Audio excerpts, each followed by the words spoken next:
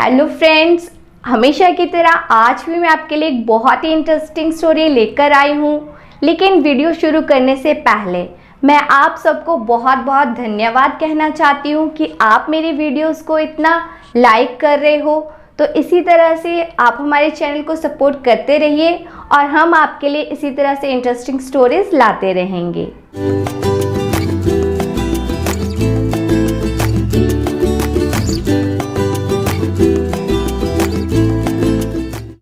बहुत ही पुराने समय की बात है। राजनगर के राजा वीरसेन के 3 बेटे थे। राजा वीरसेन स्वभाव से बड़े ही गुस्सैल व्यक्ति थे। महल के नौकर चाकर और सैनिक राजा के इस गुस्सैल स्वभाव के कारण हमेशा उनसे डरे हुए रहते थे कि ना जाने उनकी किस बात पर राजा को क्रोध आ जाए और वे उन्हें कोई कड़ी सजा दे दें। यहाँ तक कि राजा के तीनों पुत्र भी अपने पिता के ऐसे स्वभाव के कारण परेशान रहते थे। एक दिन राजा के मन में एक विचार आया और उन्होंने अपने तीनों बेटों को अपने पास बुलाया। तीनों को अपने सामने खड़ा करके उनसे एक प्रश्न पूछा, बेटा, तुम लोग मुझे कितना प्यार करते हो? राजा के सबसे बड़े बेटे ने राजा से कहा, पिताजी, मैं आपको इतना प्यार करता हूँ कि दुनिया के हीरे मोती, जवाहरात, सोने चांदी ये सभी उसके आगे कुछ नहीं है। राजा अपने बेटे की बात सुनकर बहुत ही खुश हुआ और कहने लगा, शाबाश मेरे बेटे, मुझे तुमसे यही उम्मीद थी। इसके बाद राजा ने अपने मंझले बेटे से पूछा, बेटा, तुम बताओ, तुम मुझे कितना प्यार करते हो?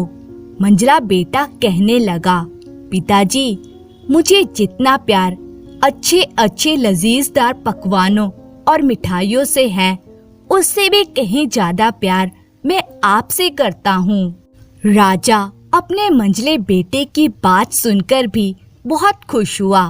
राजा ने उसे भी शाबाशी दी और फिर अपने सबसे छोटे बेटे की तरफ देखकर कहने लगे, बेटा, अब तुम्हारी बारी है। तुम भी बताओ कि तुम मुझसे कितना प्यार करते हो। तो वह कहने लगा, पिताजी, आप मुझे इतने प्यारे हैं जितना कि नमक। पर राजा वीरसेन को अपने सबसे छोटे बेटे की यह बात सुनकर बहुत ही गुस्सा आया और उसने गुस्से में अपने छोटे पुत्र से एक बार फिर से कहा, बेटा, लगता है तुम्हें कोई गलतफहमी हुई है। तुम एक बार फिर से सोच समझकर बताओ कि तुम मुझसे कितना प्यार करते हो। छोटा बेटा एक बार फिर से मुस्कुराया और कहने लगा, पिताजी, मैंने जो भी कहा है बिल्कुल ठीक कहा है। मैं आपसे उतना ही प्यार करता हूँ जितना कि नमक। अब तो यह जवाब सुनकर राजा आग बबूला हो गया और कहने लगा, बेवकूफ लड़के, लगता है तेरा दिमाग ठिकाने पर नहीं है।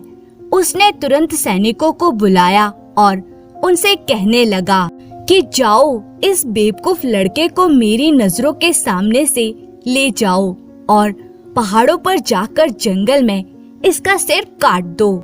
सैनिकों ने सबसे छोटे राजकुमार की तरफ देखा तो उनके मन में राजकुमार के लिए दया का भाव आने लगा। वे किसी भी कीमत पर छोटे राजकुमार का वध करने के बारे में सोच भी नहीं सकते थे, परंतु राजा का आदेश वे टाल भी नहीं सकते थे, क्योंकि ऐसा करने पर खुद उनकी जान को खतरा हो सकता था। फिर दोनों सैनिकों ने कुछ सोचा, अपनी तलवार संभाली और छोटे राजकुमार को लेकर जंगल की तरफ रवाना हो गए। पूरे पहाड़ी इलाके को पार करने के बाद वे एक बहुत ही सुंदर घाटी में पहुँचे ताकि वे राजकुमार का वध कर सकें। लेकिन ऐसा करने के लिए उनका मन नहीं मान रहा था। उन्होंने छोटे राजकुमार की तरफ देखा और कहने लगे, छोटे राजकुमार जी, हमें आपसे बहुत ही प्यार है। आप जैसे प्यारे राजकुमार को मारने की हिम्मत हम में नहीं है, इसलिए हम आपको जिंदा ही छोड़ देंगे। लेकिन ऐसा करने पर महाराज हमें जिंदा नहीं छोड़ेंगे। इसलिए हमारे पास एक तरकीब है जिससे आपकी जान भी बच जाएगी और हमें सजा भी नहीं मिलेगी। यह सुनकर छोटा राजकुमार बहुत ही खुश हुआ कि अब उसे मरना नहीं पड़ेगा। वे कहने लगा, तो सैनिक जी, तुम मुझे बताओ वे कौन सी तरकीब है जिससे मेरी जान बच सकती है। एक सैनिक ने आगे बढ़कर कहा, छोटे राजकुमार जी, आप हमें अपना कोई वस्त्र दे दीजिए जिस पर हम किसी जंगली जानवर को मार के उसका खून लगा देंगे। महाराज को वह कपड़ा देकर हम कहेंगे कि हमने आपका वध कर दिया है। इससे महाराज को विश्वास हो जाएगा, परंतु साथ ही साथ आपको भी ये वचन देना होगा कि आप दोबारा कभी इस तरफ लौट कर नहीं आएंगे, वरना हमारा झूठ पकड़ा जाएगा और वह दिन हमारी जिंदगी का आखिरी दिन होगा। छोटे राजकुमार ने कहा, नहीं सैनिकों, मैं ऐसी गलती कभी नहीं करूँगा। यह कहते हुए राजकुमार ने अपना एक वस्त्र निकालकर उन सैनिकों को सौंप दिया और फिर सैनिकों ने वही किया। उन्होंने एक जंगली जानवर को मारकर उसका खून राजकुमार के वस्त्र पर लगाकर महल की तरफ चल पड़े। सैनिकों के हाथों से बच जाने के बाद राजकुमार वहां से आगे बढ़ने लगा। वह ऊंचे ऊंचे पहाड़ों, नदियों, नालों को पार करता करता कई दिनों का सफर तय करने के बाद एक दूसरे देश में जा पहुंचा। उस देश की सीमा में दाखिल होते ही वह वहां के एक गांव में पहुंच गया। असल बात यह थी कि इस देश का राजा छोटे राजकुमार के वहां पहुंचने से कुछ दिन पहले ही मर चुका था और क्योंकि वहां के राजा की कोई संतान नहीं थी, इसलिए उस देश के लोग अपने लिए एक नया राजा ढूंढ रहे थे और 3 दिन के अंदर उन्हें नए राजा का चुनाव करना था। आखिर छोटा राजकुमार घूमते घूमते गांव में एक छोटी सी झोंपड़ी के सामने जा पहुंचा। झोंपड़ी के बाहर पहुंचकर राजकुमार ने झोंपड़ी का दरवाजा खटखटाया। जिस झोंपड़ी का दरवाजा राजकुमार ने खटखटाया था, वहां एक बुढ़िया रहती थी। राजकुमार ने उसे बताया कि वह बहुत दूर से आया है और उसके माता पिता मर चुके हैं। अब दुनिया में उसका कोई ठिकाना नहीं है। अगर बूढ़ी अम्मा उसे अपने घर में रहने की अनुमति दे दे तो राजकुमार जीवन भर उसकी सेवा करता रहेगा। बूढ़ी अम्मा की अपनी कोई औलाद नहीं थी। खूबसूरत और भोले भाले राजकुमार से मिलकर वह बहुत ही खुश हुई। बूढ़ी अम्मा ने उसे अपना बेटा बना लिया। वह उसे अपने घर के अंदर ले आई। राजकुमार भूखा था।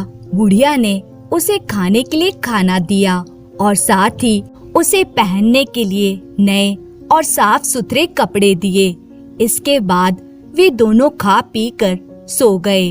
अगले दिन बुढ़िया राजकुमार को लेकर एक बहुत बड़े मैदान में पहुंची, जहां पर बहुत से लोग पहले से ही मौजूद थे।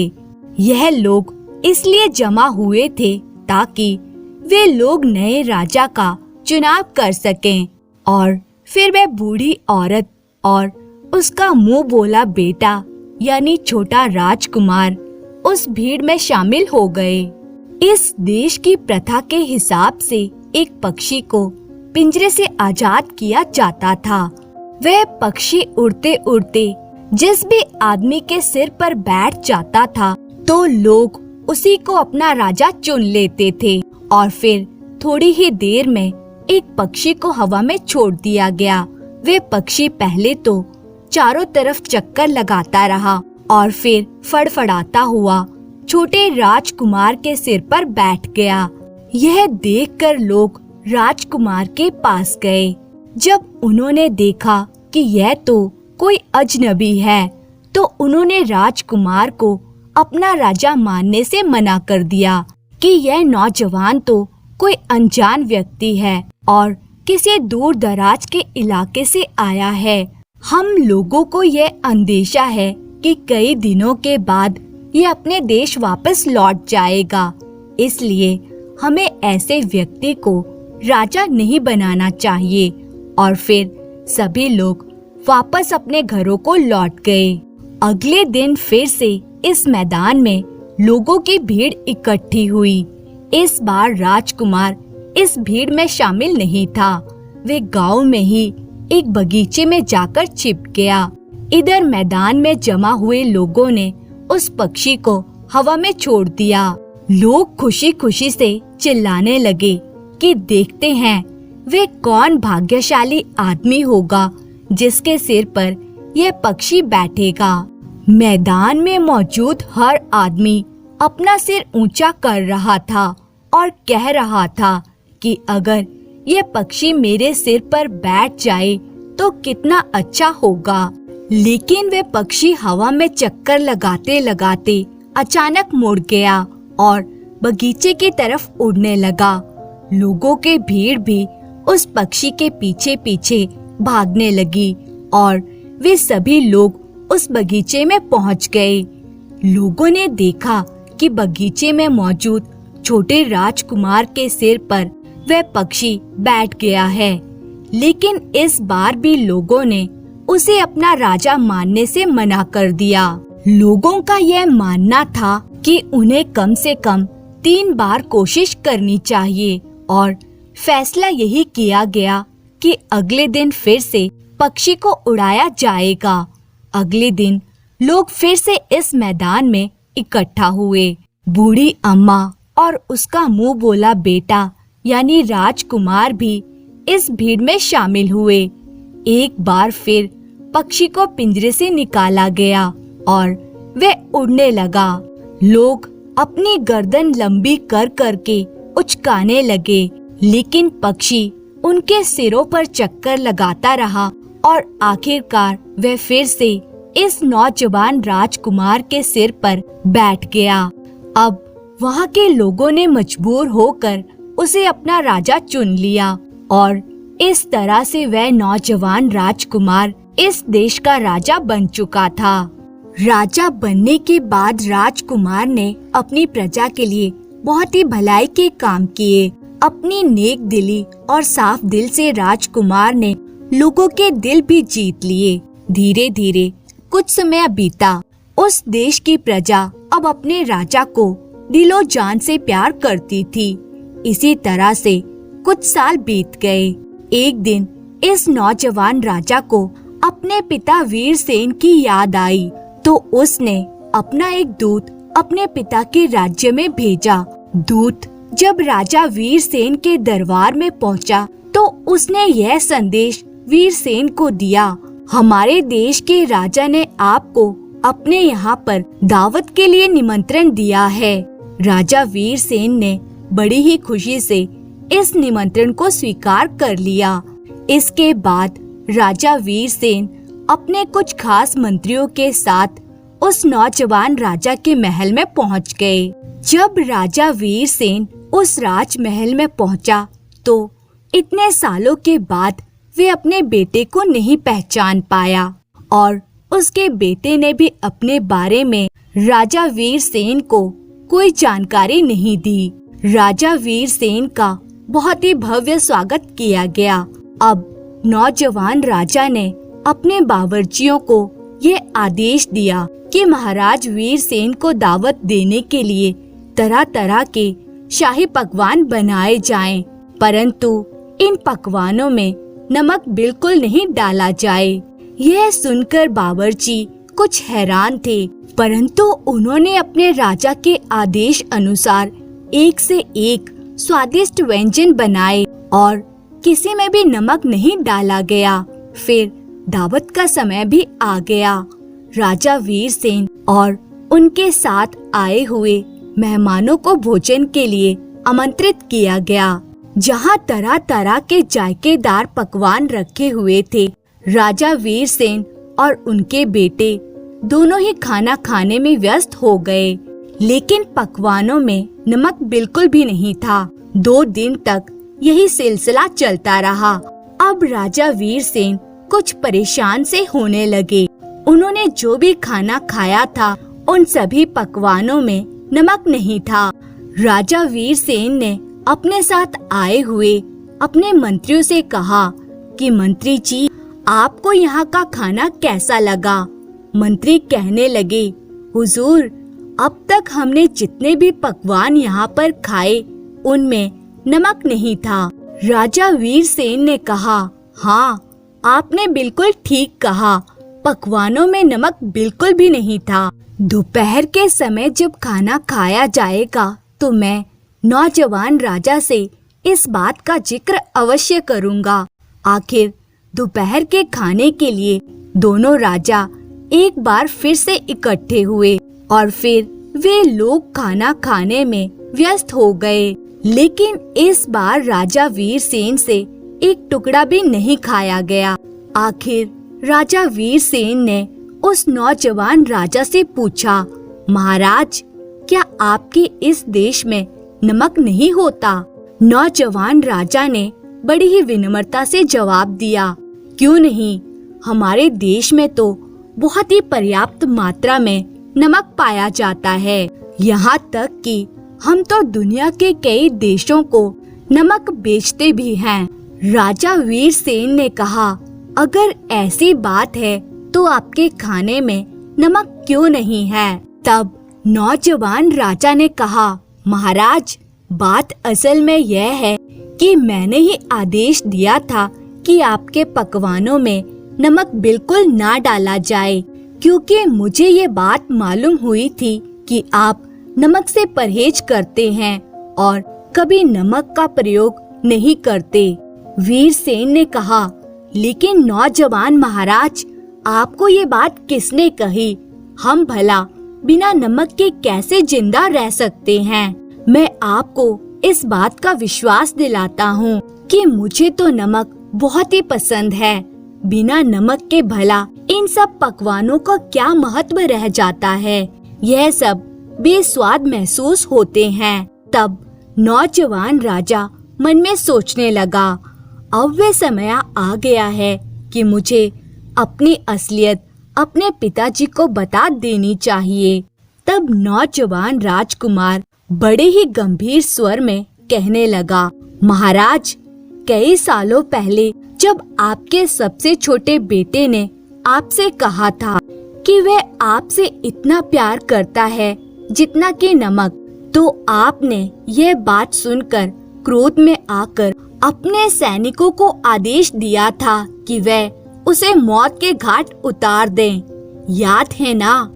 यह बात सुनकर राजा वीरसेन आश्चर्यचकित रह गया।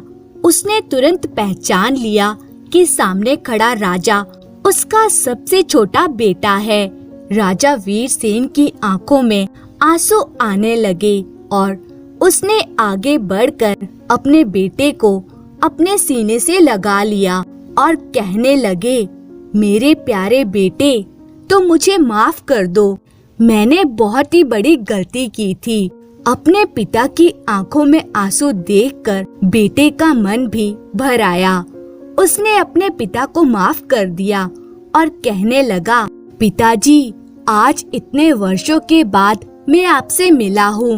अब आपको अपनी गलती का पछतावा है। मैं इस बात से बहुत ही खुश हूँ। आज के बाद मुझे आपसे कोई भी गिला शिकवा नहीं है। और फिर कुछ दिनों तक राजा वीरसेन वहाँ पर मेहमान बनकर रहे।